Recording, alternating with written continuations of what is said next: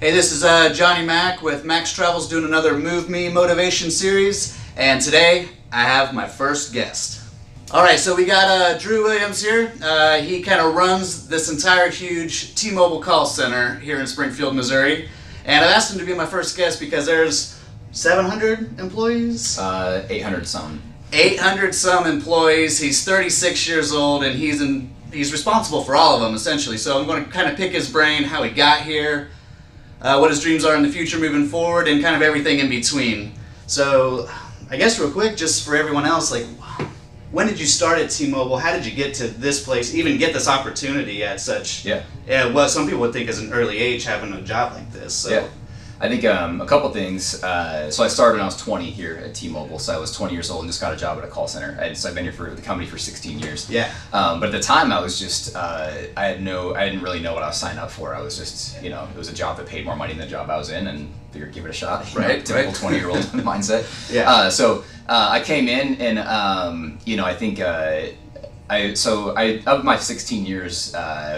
5 of those years as a frontline rep. So I did 1 year on the phones in customer care, and then for another 4 years I was actually in retail. So I sold phones at the mall for 4 years while I was going to school. Wow. After I graduated, I got a job back in NCSQ, which is our national quality department. And basically, they're responsible for listening to calls, listening to our behaviors, our customer behaviors, understanding how to measure good customer experience, and then creating programs around that. So I did that for 2 or 3 years, and then I moved into the customer experience team, where I did project and program management. And then I moved to Springfield about 3 years ago. There's an opportunity here to move here as the site senior manager. So at that time, that role entailed owning all of learning and development, business support, which is reporting, fixing the fix all of the call center facilities, owning the site budget, that sort of thing. So I did that for about a little over a year, and then the opportunity for site director came up, and when our last director moved to a different site. So I've been doing this for a year and a half. So that's the 5-minute version of the last 16 years of my life. Wow. And I had one question from my old coach, Joe Vang, and he was kind of wondering, through that whole process, were you just kind of like floating through it, or was there a moment in one of those positions and jobs where you're like, you know what, I want to get a better position, I want to get a higher up position like the senior management job at this call center, and then running the whole thing?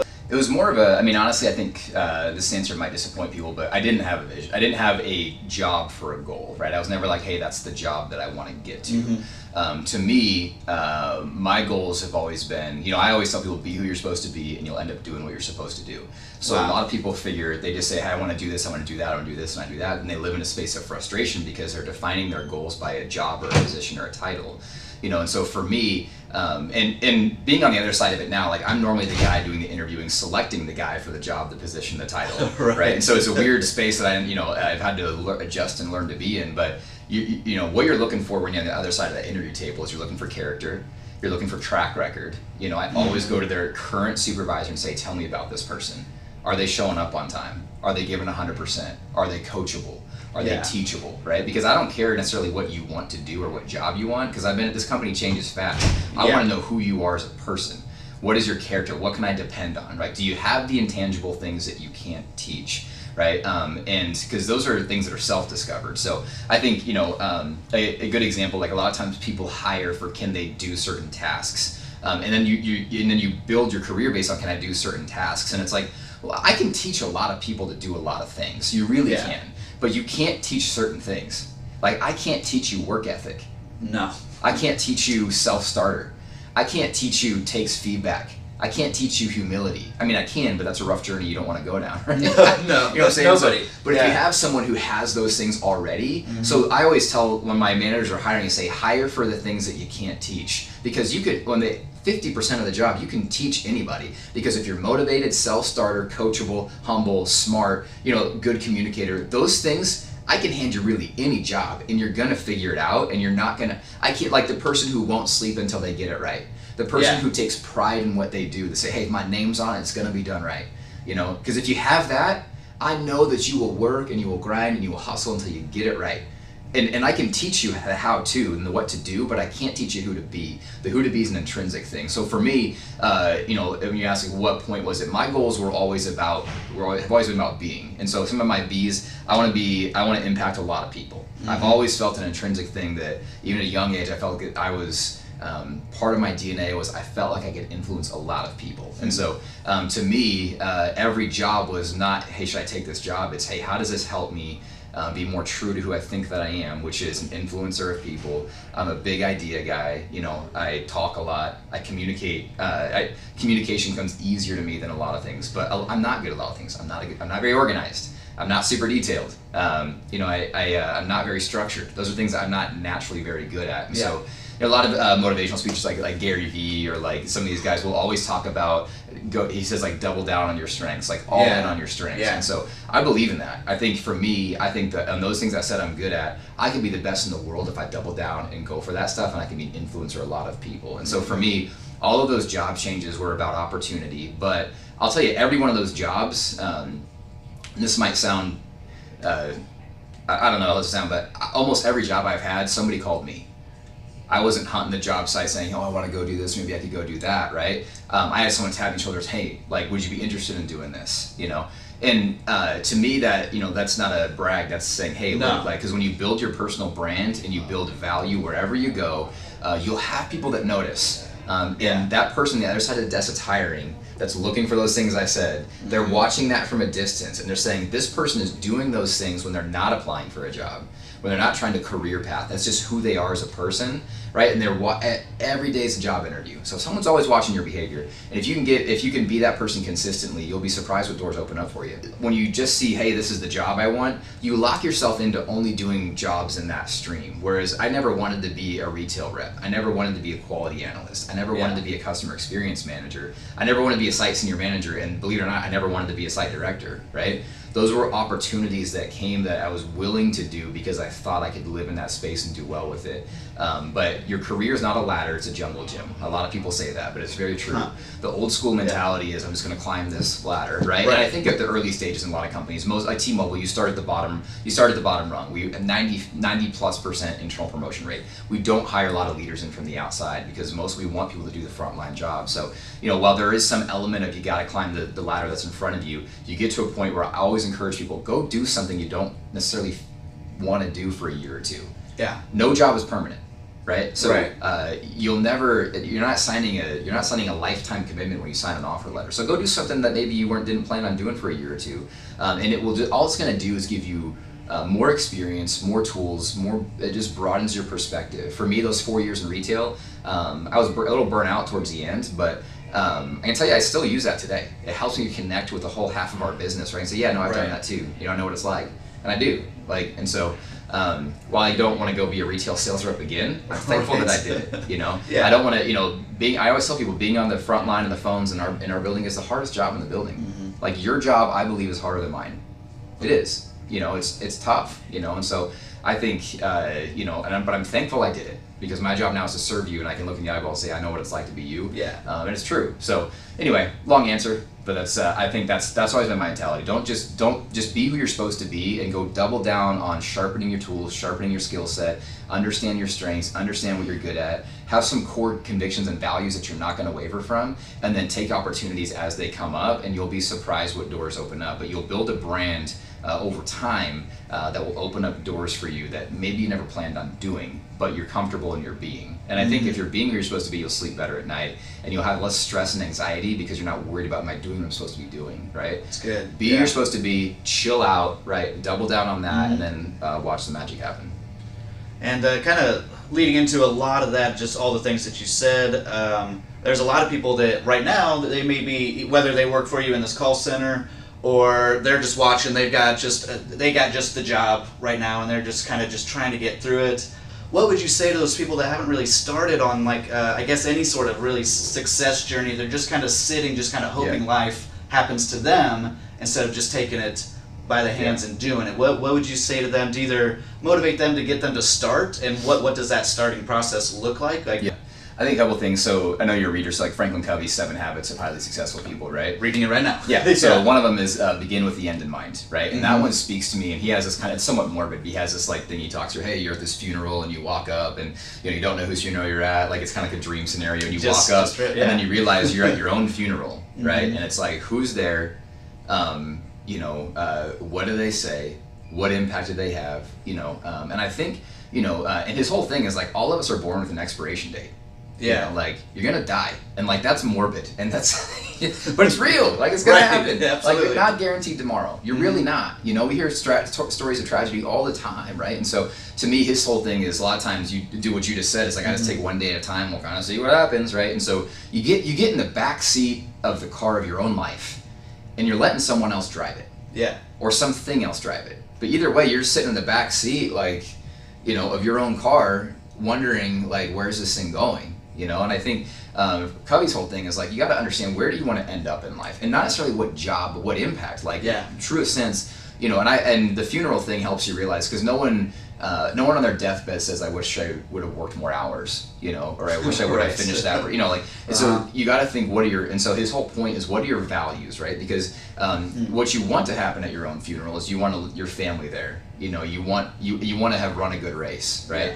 You want to have finished strong, you want to have influenced a lot of people, you want your kids to have heritage, right? Like I got 2 sons, like, and to me, I always talk to them about what it means to be a Williams, right? And because that name means something, right? It's what my dad taught me, and I'm going to teach them, because they gotta understand, like, the world is going one direction, and what's popular is not always what's right, and most of the time it's not. So to have your core convictions that say, regardless of what anybody else is going to say or do, I know what my convictions are, right? And so I think begin with the end in mind, but you got to say, where do I want to end up, and what are the values and principles I need to put in place in my life that will help me get to where I want to go, right? You mentioned getting up early, and just even like, like I'm talking to you, I know you're a lifetime learner, and you had a wake-up call at one point in the last season of your life, like, wait a minute, like this was a reality for you. And so, but certain things, like if you're always learning, you're always gonna be growing, and just rewind a little bit. When I say values and principles, those aren't necessarily like popular buzzwords in today's society. We live in a society of, if it feels good, do it, follow your heart, do what makes you happy. And if you do those 3 things, you're gonna have a terrible life. You might have some fun weekends, but I can promise you at the end, you're not gonna be happy with what happened. And you'll wake up at 60, 65, 70, and you're thinking, what happened? And what happened was, you got in the back seat of your own life, and you let, if it feels good, do it, and follow your heart, get in the front seat of your car. And moment by moment, you're just wishy-washy, and you're like the wind blowing to and fro, right? But like there's nothing of substance that ever happens for you. So for me, to build something of substance, I always say get values and principles in place, right? I took my kids, my boys are 5 and 7, so I took them bowling recently, right? And so they have the bumper lanes. You ever seen those? Oh yeah. So you're gonna go bowling, right? And the bumper lanes drop down for the kids. Right. Now my kid can't bowl, right? Like obviously he's 5, right? He's just can barely hold the ball, and he chucks it and probably dents the bowling alley. Right. But what they do is they, as the ball goes down, it, instead of hitting the gutter, it just hits the bumper, right? And he hits pins every time. And I don't. And so he actually beat me at bowling last time. He's like super proud of the fact, because he had bumper lanes and I didn't. Right. And so, but I think that's where, like, that's a principle though, right? Like, you're going to win at life if you get bumper lanes in place, and your life won't hit the gutter if you have values and principles in place that stop you from doing certain things that are life altering mistakes. So certain things like, one, like who are you hanging out with? You are who you hang out with, right? Whether that's your friends, your family, that is who you are. And so if you hang out with people whose life is in the gutter, your life will be in the gutter. And when I say be who you're supposed to be, that's what I'm talking about. What are your values and principles? I'm not going to show up late to work. I'm not going to lie to my boss, right? I'm not going to give 60% effort. Those are things that I just won't do. Right. And value, like there's certain like values and principles I have, even like in protecting my marriage. Like I've seen a lot of my friends' marriages hit the rocks, and I'm committed to not letting that happen. But there are things that are rules in place where the line is here. I draw the principle 10 feet back, because people who walk the line in life will cross it. They will make a mistake, and they will make life-altering negative decisions that train wreck their life, and where their life on a scale of 1 to 10 could have been a 15, now their ceiling's at an 8 because of a decision they were made when they were 27 years old. because they didn't have principles in place and they hit the gutter. My 5-year-old beats me at bowling because he's got gutter. He has the bumpers that keep him hitting pins every time, right? So if you don't have those in place, you will end up in the gutter, right? So again, be who you're supposed to be, get some values, some convictions in place, and then you will watch your goals become much more achievable. And so what would you say for people that are, they've kind of started implementing a lot of the stuff you're talking about. They kind of know the direction they're going and things that they're wanting out of their life, kind of maybe for the first time, or they're just starting to do all of this and moving forward, and it becomes daunting a little bit at first. You're not sleeping in on your days off. You're filling your time a little bit more, and it can get draining very quickly. So for the people that have started it, the little things and practices, if you can remember back when maybe you were in the retail store, or you were at the next level of your career with T-Mobile and everything like that, to be able to continue pushing forward and I guess just never giving up, and how to manage your time and not feel that stress as much. Totally, yeah. So a couple things come to mind. One is you'll never arrive, right? So like I deal with the same stuff. It's comforting. Yeah, like arrival, and like you'll never get there. I remember when I was in my early mid-20s, I was talking to my dad, and he's kind of like my mentor, role model. Like my dad's an amazing man, but I remember saying, Dad, like I'm just so stressed out. Like I don't know what I want to do with my life. I don't know like what I'm supposed to do. And at the time he said, he's like, Drew, I'm 57 and I'm still trying to figure that out. Relax. Right. And I think the older I've gotten, the more I've accepted the fact that I really don't know what my life's gonna look like in 5 years. Because like, does your life look today? If you just rewind, does your life today look like you thought it was gonna look like 5 years ago or 5 years before that? No way, right? But we spend all this time and mental energy stressing and causing anxiety over how's this all gonna work out, right? And you can't control it. You can't control it, right? Covey talks about the circle of concern, and those are all the things you care about. He says within that circle, right? He says successful people take the huge circle of everything they're worried about, and they process it through one filter and say, "Can I do something about this?" Right? And a lot of times, they're within that huge circle, right? There's a smaller circle of things right in here. Right here's my sweet spot. I can do something about all of these things, right? I can't control other people's behavior. Yeah. And once you accept that, there's a lot of freedom in that. Let go of the anxiety of what somebody else said, what somebody else did. Like you get a rough customer at work, right? Like I can't control that. Like you can't control their day. You can't control their responses. You can't control it. But if I can't control it, then I'm gonna as I feel myself having anxiety over this. It's something that's a self-talk and just think about what you're thinking about and say, wait a minute, can I control it or not? If not, I'm going to change the subject in my mind to something else and say, even look at it and process it and be like, this problem, I can't control this, I can't influence, I'm going to let you go, and you don't have a right to have influence over my stress and anxiety levels. Be gone, right? And then focus on the things that you can do, right? Because what most people do is within those two circles, there's what I can control and what I'm worried about. And the layer in between is all of the things that you care about. And they're all valid things to care about. Sure. Right? But you can't do anything about it. I can't change the weather. I can't change, I can't change what's on the news. Like I can't change, politics. I can't change, but these are the things we stress about. All the time, yeah. All the time, right? And so what happens when you live between the space of what I can do and what I'm worried about, but it's all things you can't do, you end up becoming a victim.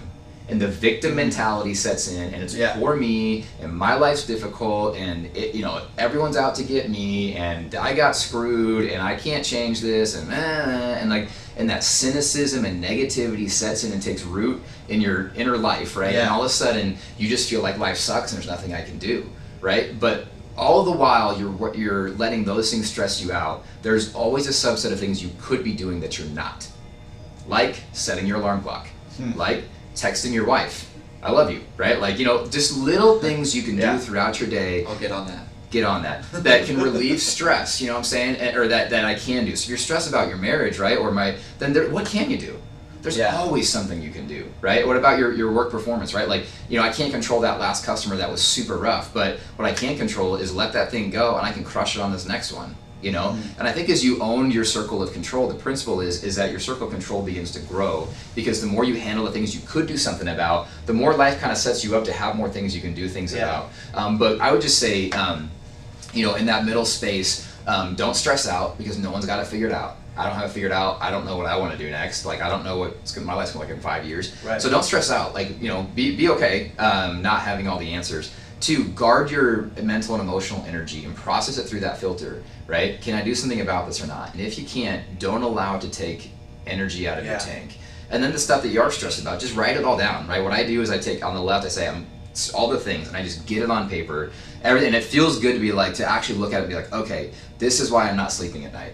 Yeah. This is why I'm distracted. This is why when my kid's trying to build Legos with me, I'm thinking about something else and I'm totally checked out as a dad, right? These are the things, right? And on the right side, I just write down, what can I do about all these things, right? And then instead of worrying about this, I go attack that and say, okay, I can do this, I can do that, I can do this, I can do that, right? And I just go on my phone, make a to-do list, I set up meetings with people if I need to, I do whatever I gotta do to say, okay, now I've got a plan on paper for all of these things that I'm stressed about, now I let it go and I go play Legos with my son. Because I know, like, you know what I'm saying, just process it. A lot of times we don't do that, we let it linger in the back of our head and it generates an anxiety, right? And then we're not, then we're ineffective at everything. And so you got a gas tank every morning, right? Like your tank is full of emotional energy every day, and throughout the day, you're spending it somewhere, right? The problem with most of us is we run out of gas about noon. Yeah. And then from noon to 9, we're not effective. We're being less than we could be. We're not giving 110% at work. We're not giving 110% at home, right? We're not truly present in the conversations that we're having because we're always thinking about something else. And so you're not really, you know, and so that's the problem is, and so you've only got so much energy. Guard it. Guard it with a filter of, can I do something about it or not? And then don't let what's going to happen at 5 years stress you out. The world moves fast and life will throw you curveballs you didn't expect and you couldn't plan for anyway. So, you know, double down on what you can do today, right? And then don't stress about 5 years from now. And don't let yourself become a victim of life, because life is very hard. It is very hard, you know, and it's very challenging. And the people who look like they've got it all together don't. Nobody does. Nobody does, right? And so, you know, comparison will kill you. So comparison kills. If you live on the praises and accolades of other people, you will die on their criticisms. So don't be a person who rides too high in other people's, you know, accolades, but don't kill yourself when you get criticized either, right? Like, don't let that be the barometer. Don't compare yourself, right? Just stay true to your race. What's your race, and run it well. Yeah, and that just segues right into kind of the last thing I wanted to know is, what does your day-to-day look like from wake up to go to bed, and what are the goals and visions you have from here, like moving forward? Again, not a specific job, but like there's always another place that you're wanting to go to in life, right? Yeah, totally. Yeah. I think so. So I'll start with the day to day, then kind of go for like what's next. But for me, the day to day is, you know, at a high level, my job is to make sure that everyone in the site has what they need to be successful. You know, and so that's. And there's a lot that goes into that, but really that's how I view my job description. You know, there's 2 jobs in this building. You're either serving a customer or you're serving somebody serving a customer. My job, your job's in the first bucket, mine's in the second. So at the end of the day, you're my customer, and I've got to serve Johnny. I got to make sure Johnny's got what he needs to be successful. So every leader in this building that's the mentality that we encourage, and that's the mentality I try to model every single day, to say, hey, look, it's not about me, it's about the front line, right? And it's like, because every day I speak to these huge scoreboards and spreadsheets of our performance, but I'm not the one taking the calls all day. You are. The mentality that I've got for folks in this building is, like, football season's getting ready to start. You're a big Chiefs fan. Yes. I'm a huge Broncos fan, so we're still allowed to be friends. I forgot to mention there was just one negative part about him as a person. And a Cubs fan too? Cubs. I moved into enemy territory. Hate the Cardinals, hate the Chiefs. That's rough. You know, but, you know, Patrick Mahomes starting quarterback for the Chiefs, right? So super exciting. He's gonna walk in on day one of game day for week 1 of the NFL. He is not gonna walk into that locker room and go look for his jersey. He's gonna walk into the locker room and his jersey is gonna be sitting there on a hanger, you know, in his thing. He's not gonna walk out. He's not gonna look for his helmet, right? He's gonna walk out on the field, and he's got a job to do, and his job is the most important job in that organization. Right, and so when he goes out there and plays, right, they call timeout. He's not going to run to the sideline and look for a glass of water, right? someone's gonna, you see it in the game, like they run out there, little water bottle things, and they're like, like spraying in their mouths, so all Mahomes has to do when they call timeout is turn around and open his mouth, and some kid's gonna be their water bottle, make sure he's not thirsty, right? And so to me, because what he's doing is so important, you have to have a whole staff of people around him to make sure that he's got everything he needs to stay focused on what it is he needs to do. And that's to play quarterback for the Kansas City Chiefs at a high level, right? My job is to be your water boy, is to be the guy doing your laundry, is making sure your jersey's hung up. Like if you look at resource planning or business support or L&D and all these support teams, they're not promoted and better than anybody. They're promoted down to serve you better, right? That's the whole point, is how do we run faster to get the water out there colder and faster than we got it last year to make sure that you have what you need to be successful. That's awesome. My job is to make sure that that's happening, right? And that and I can't take the call, but I can make sure you got everything you need to be successful. So whether that's making sure we get new double monitors for everybody, or getting the new noise canceling headsets, and or just incentives, rewards, recognition, things like the baseball game event tonight, right? That's about making sure that our employees feel valued, appreciated, and that it's a great place to work because your job is tough. I heard a quote from Gary Vee, very, very similar once. He was just talking about that basically he felt that the best managers that he's ever come across were actually mentors, and they understood that their job was that they were working for other people, not that other people were working for them. Absolutely. And that's pretty much exactly what you're saying. Yeah. I mean, I've been chewed out by customers. Like, I'll never forget one of the first times a customer, chewed me out, and I won't say what he said to me. Of course not. But, but I can still distinctly hear that voice from 16 years ago, and like, oh my gosh, this guy just took a piece of my soul. Wow. And I was supposed to just get on the next call and go. That's a hard thing that we ask you guys to do every day.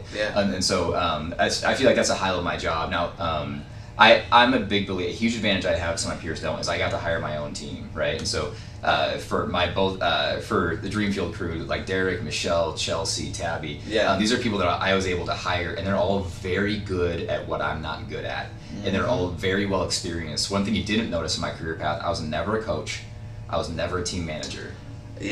So to me, but Derek and Michelle did both of those jobs at the highest level in the company, really. And so for me, I'm quick to lean on them for what should we do in this situation.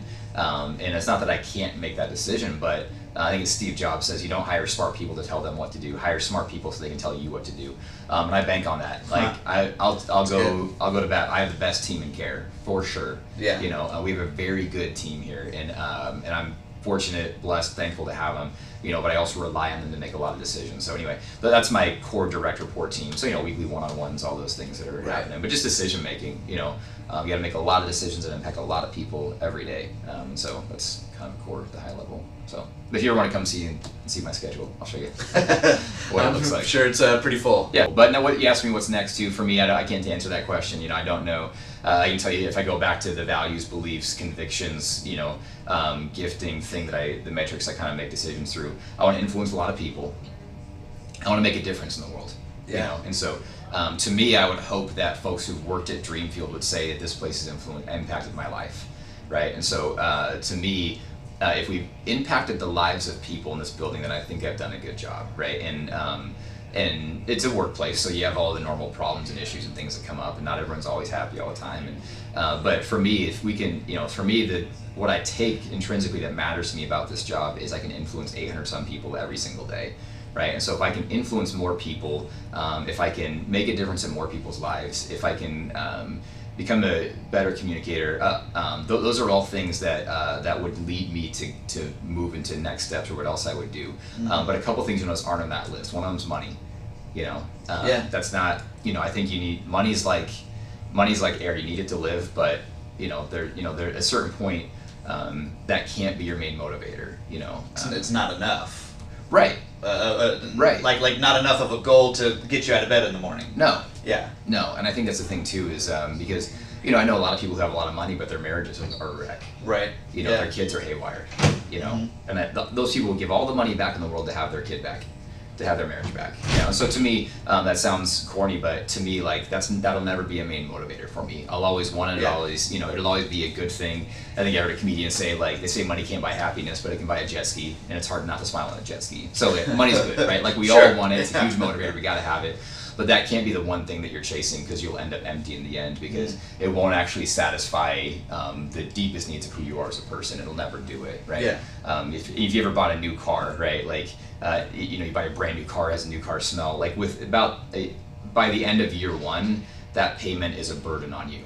Yeah. And the new car doesn't actually make you happy, but we buy for emotional reasons, not logical reasons. So a lot of times money feeds the emotion, but it doesn't necessarily give you a long impact. So to me, what's next? My goal is I want to grow as a leader. I want to get better. I have a lot of ways I need to grow as a leader. A whole 16-year journey. I've only been a people leader for 3 years.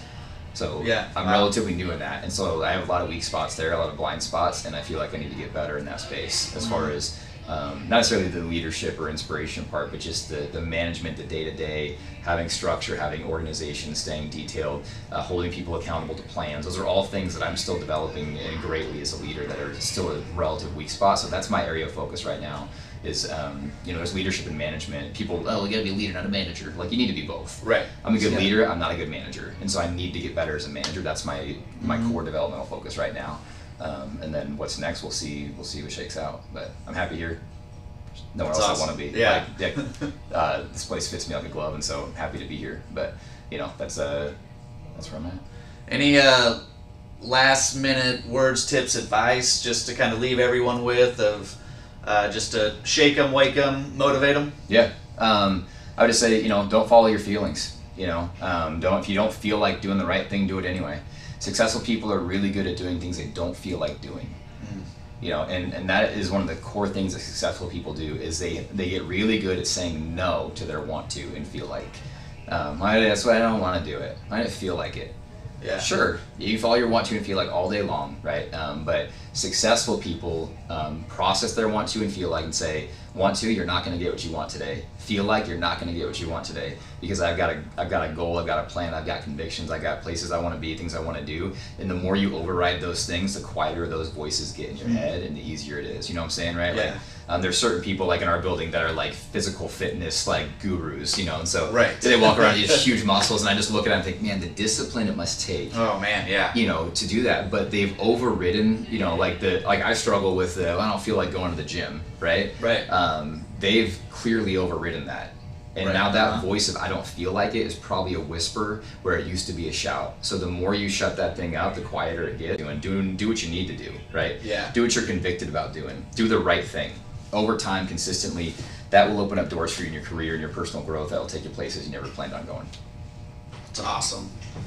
Just real quick, just recap on some things, just to be you and know you, and walk down that path. Maybe not necessarily worry about specific goals or points that you want to get or promotions or whatever, but just know who you are, know how you want to affect the world in the way that you're already good at, and feed those strengths, and continue to develop yourself. Know that there's never an end to your success, to your improvement, and through this journey of life that we're walking through together.